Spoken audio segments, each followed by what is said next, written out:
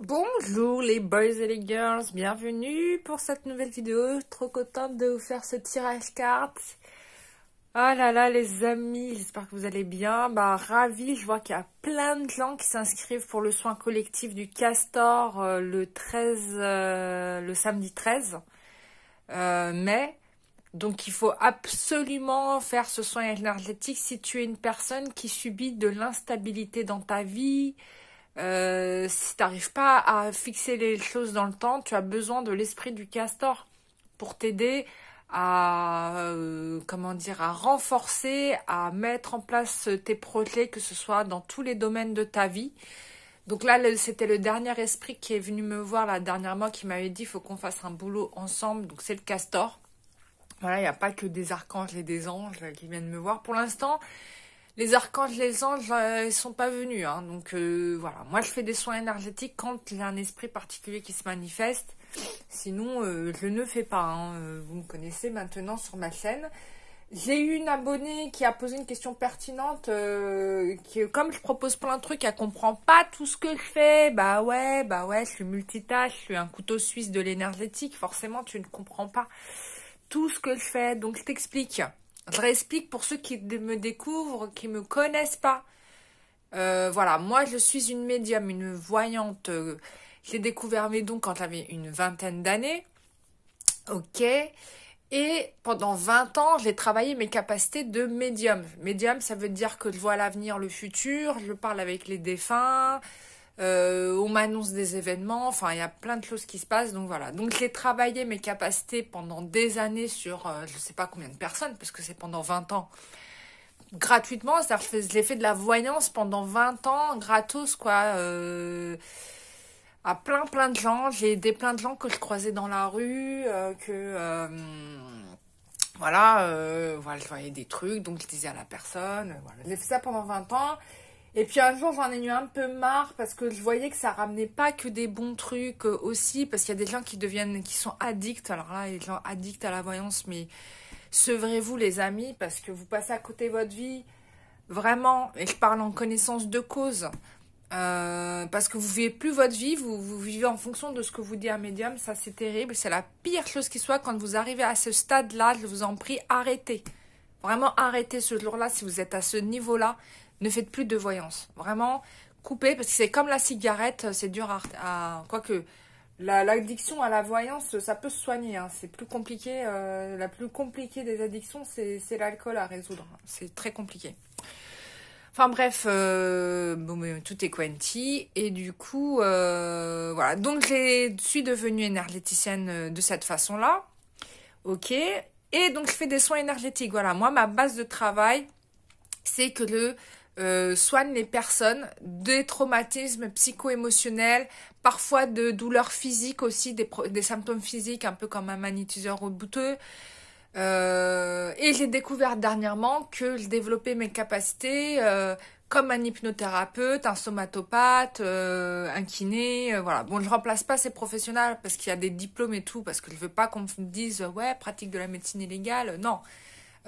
Quand tu dois aller chez le médecin, je te le dis, parce que moi, je vais pas te guérir de maladie. Quand les guides me disent non, là, faut qu'elle aille voir un médecin, c'est un médecin, hein. Voilà, c'est pas autrement. Ça m'est arrivé une fois, j'ai eu le cas d'une dame, elle est venue me voir. Elle avait eu un parasite qui s'était infiltré en elle, quoi. Et donc, du coup, elle avait des démangeaisons en permanence. Et donc, elle m'a demandé si je pouvais la libérer de ça. Et en fait, non, c'était pas possible. Enfin, j'ai demandé à Miguel, il m'a dit non, c'est pas à toi de le faire, c'est la médecine, parce que là, on est sur un traitement chimique.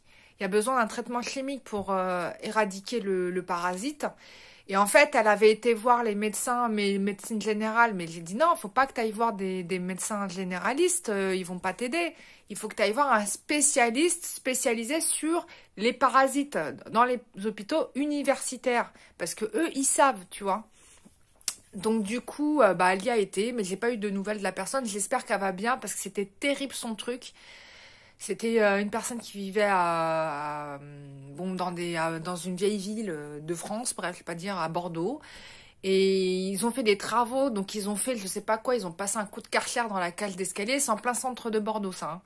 Du coup, ça a levé de la poussière et il y avait dans les murs un parasite qui vivait, qui grouillait là depuis des siècles, qui l'ont réveillé et du coup, bah, dès qu'elle pouvait toucher personne, parce que ça, tout de suite, ça créait des démangeaisons. Donc elle a été infestée, elle a vécu 6 mois dans l'appart avec ces trucs-là, donc elle s'est retrouvée complètement polluée.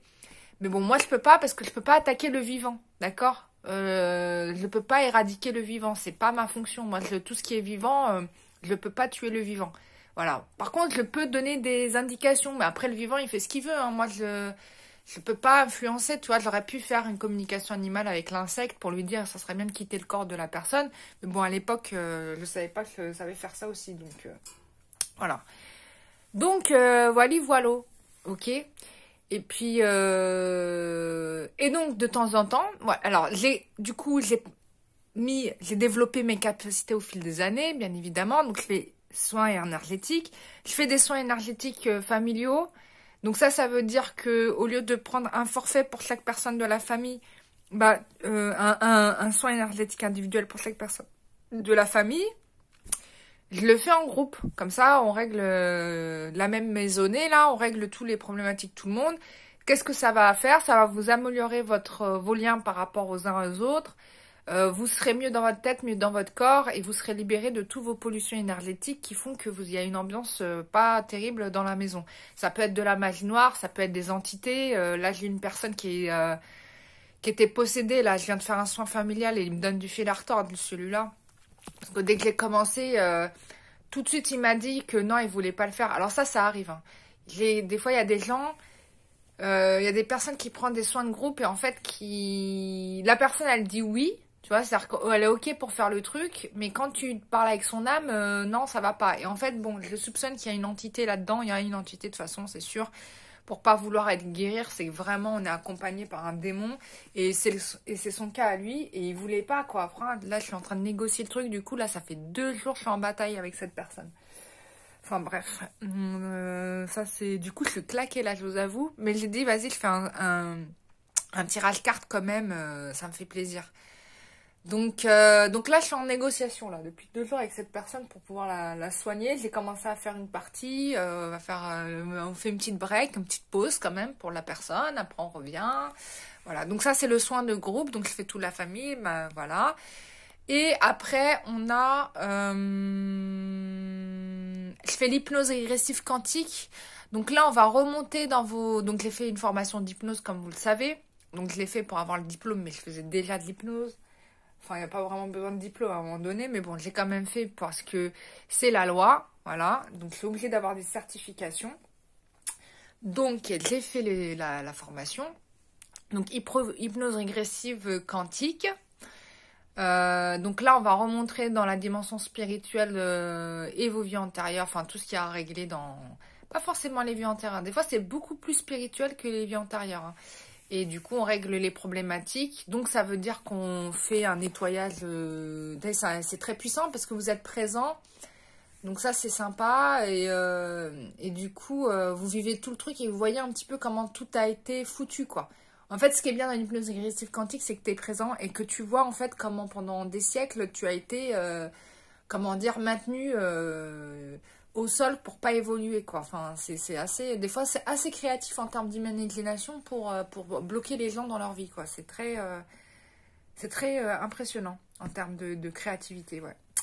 Donc, voilà. Ensuite, de temps en temps, je fais des actions ponctuelles où bah, je vais te proposer... je fais toujours de la voyance, communication des défunts, tout ça, oui, je fais. Donc, ça, c'est toujours possible. Voilà. Ensuite, qu'est-ce que je fais? Communication avec les animaux, hein, j'en ai eu plusieurs. D'ailleurs, à chaque fois que je fais une communication animale, moi, vous me faites un cadeau à chaque fois que vous me commandez une communication animale parce que j'adore parler avec les animaux. Et même quand je fais dans les séances de voyance live, bah, souvent les animaux ils viennent parce qu'ils savent que bah, je suis quelqu'un de gentil, je les aime énormément. Du coup, ils se manifestent beaucoup. C'est pas forcément des défunts, mais j'ai eu souvent des animaux qui venaient prendre la parole. Voilà, bon, c'est sympa. Et bon, j'adore m'occuper d'eux, de les aider, parce que comme ils n'ont pas la parole, forcément, ils sont moins bien lotis. Donc, bah, je permets bah, grâce à moi, et bah, j'apporte des solutions, quoi. J'ai eu plusieurs fois des animaux qui se sont évadés de leur maison. Bah oui, hein, les animaux, ils font leur vie.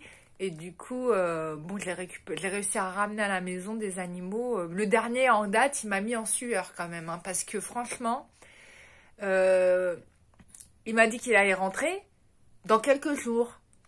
Mais je vois que le jour, il s'éternise, tu vois. Là, je l'appelle sa maîtresse, pas de nouvelles. La maîtresse, pas de nouvelles. Je dis, mais non, mais c'est pas possible. À un moment donné, je suis repartie, je lui ai parlé. Je lui ai dit, bon, là, je commence sérieusement à m'inquiéter parce que je n'avais pas trop apprécié quand même que tu me fasses passer pour une menteuse. Parce que moi, j'ai dit les choses vraiment comme tu me les avais dites et tout. Et là, tu viens pas.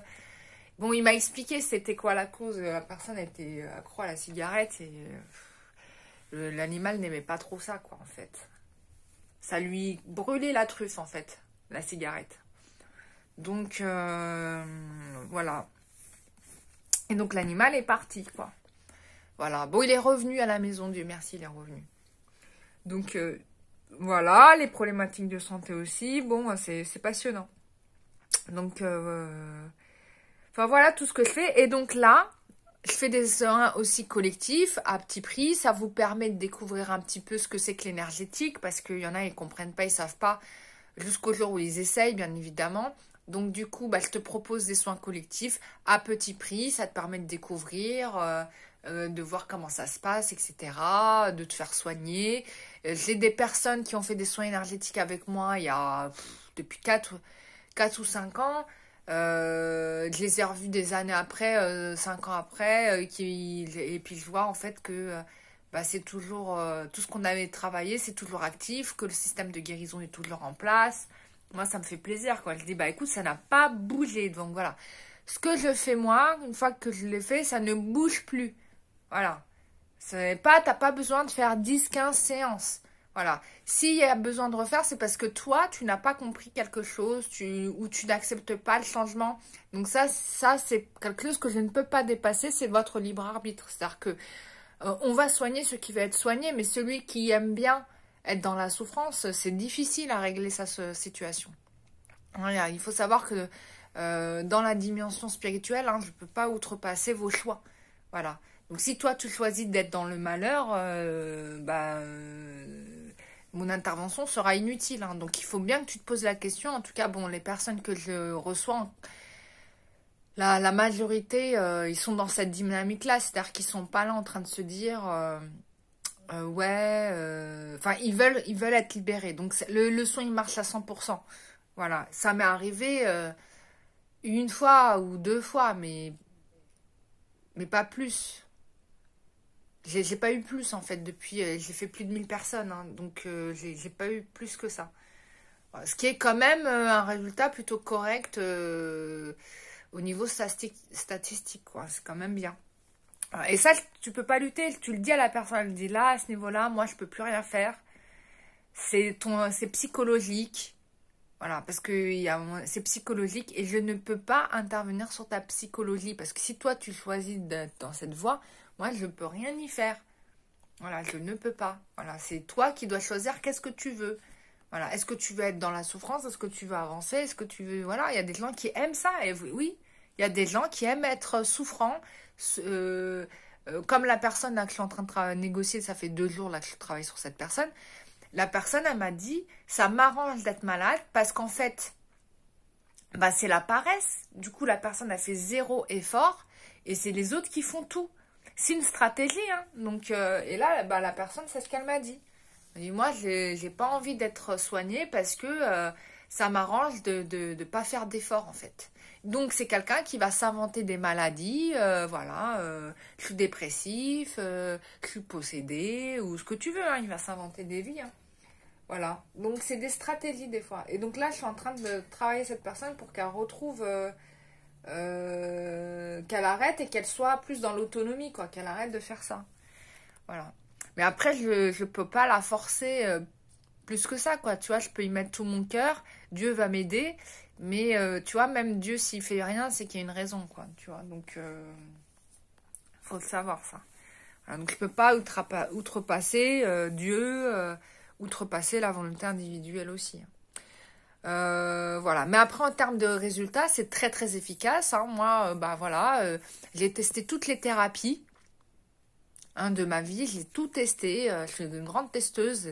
J'ai tout fait. Et la révélation, c'était l'énergétique. Là, j'ai dit, mais oui, c'est ça. Et j'ai réglé plein de mes problématiques grâce à ça, quoi.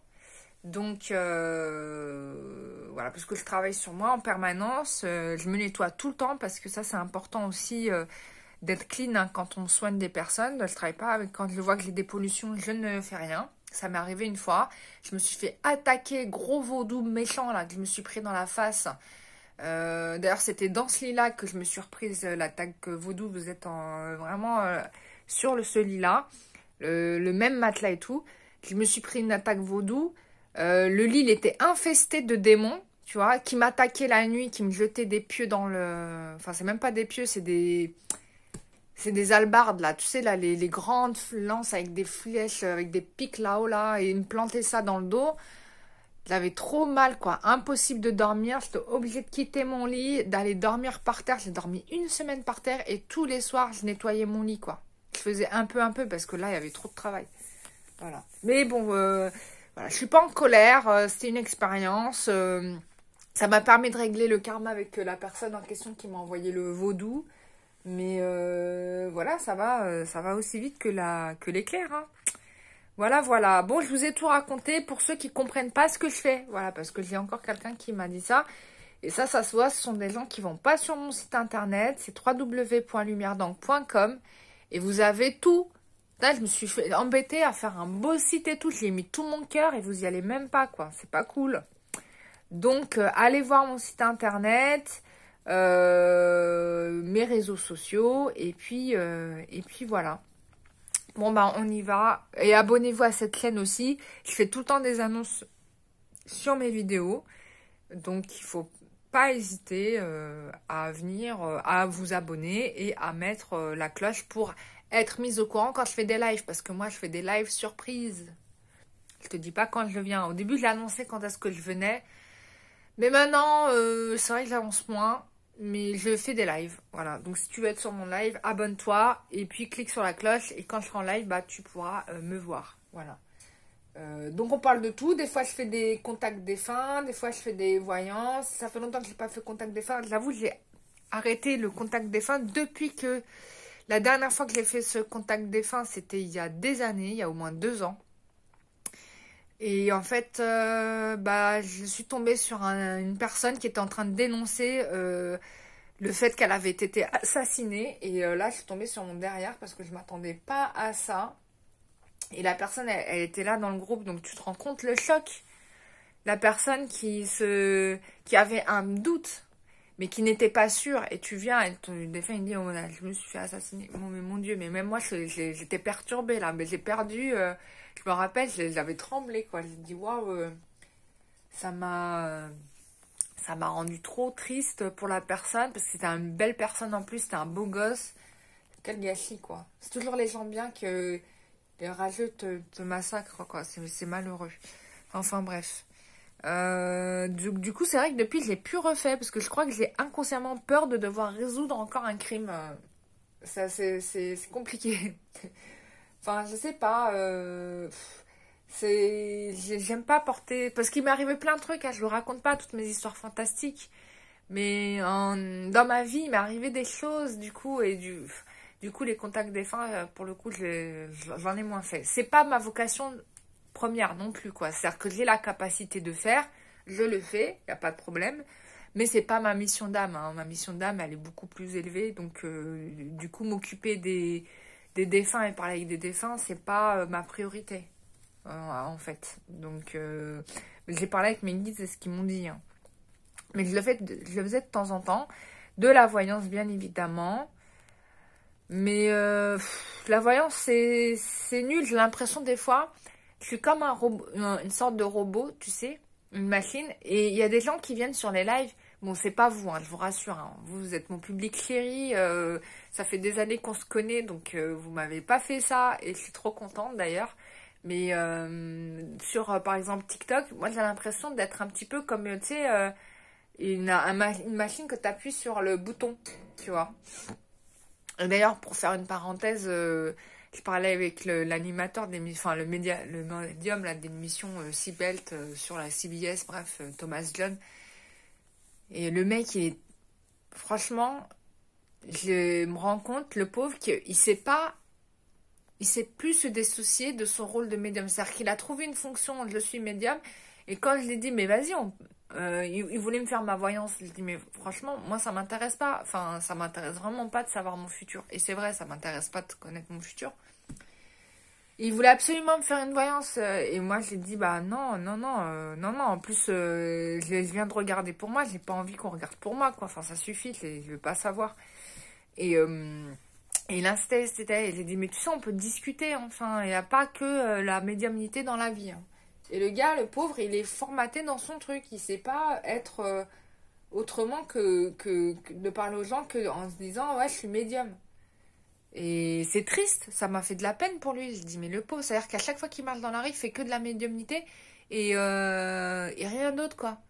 Et il sait plus ce qu'il aime, les goûts de sa vie, machin, machin. Ou bien, autre possibilité, et ça, c'est un truc qui arrive, et ça, je vous préviens, je vous mets un panneau attention, les amis, sur certains médiums, parce que j'en ai testé une très bonne. Franchement, elle était très bonne, la nana. Elle m'a fait toute ma voyance. Elle a vu exactement tous les trucs que j'ai vus. Donc, il n'y a pas de problème. Sur ça, c'est une très bonne médium. Sans carte, hein. C'est pas quelqu'un qui va utiliser les cartes. Hein. Elle est comme moi. Et la fille... Mais elle s'est pas rendue compte qu'elle était polluée d'entités de djinns avec elle. Parce qu'en fait, elle fréquente d'autres gens qui travaillent avec des djinns, en fait. Et ils pensent qu'ils font du bien en utilisant des djinns. Mais les amis, à chaque fois que vous travaillez avec des djinns, vous savez pas que à chaque fois que vous faites quelque chose avec un djinn, vous perdez votre âme. Il y a un bout de votre âme qui vous quitte, en fait. Jusqu'à ce qu'il n'y ait plus rien. Et le jour où il n'y a plus rien, bah, vous mourrez, les amis. Vous êtes possédés à la fin. Et ça, c'est les pires trucs qui soient, parce que dans l'après-vie, donc une fois que vous êtes mort, bah, vous n'êtes plus libre. Vous êtes enchaîné par le pacte que vous avez accepté, en fait. Et ça, je l'ai déjà vu, hein, des personnes qui se sont retrouvées, ils ont demandé à soi-disant des médiums, mais à chaque fois qu'ils posaient une question à ces médiums-là, bah, leur âme se faisait prendre prisonnière, affiliée à cette personne. Et c'est comme ça que ces gens-là se retrouvent avec 100 djinns qui les aident. Hein, c'est des gens qu'ils ont juste possédés parce que ces gens-là leur ont posé des questions de médiumnité, etc., etc. Et c'est très dangereux, ça. Voilà. Et donc, cette personne, je l'avais trouvée sympa de prime abord, mais j'attendais la quenelle. Et en effet, la quenelle, elle est arrivée très rapidement parce que le soir même, j'ai vu des djinns qui ont débarqué pendant la nuit. J'ai dit là, bon, ça va pas. Donc, j'ai fait le ménage pendant